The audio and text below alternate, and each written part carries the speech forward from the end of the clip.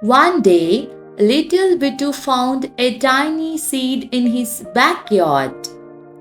His mom gave him a small pot and said, "Let's plant it." Bittu gently filled the pot with fresh soil. He placed the seed in the middle and covered it with more soil. Then he poured some water with a tiny watering can.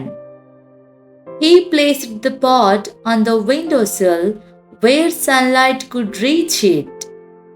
Each day, Bittu checked the pot and gave it water. One morning, a little green sprout peeked out of the soil. Bittu and his mom were so happy to see the plant grow.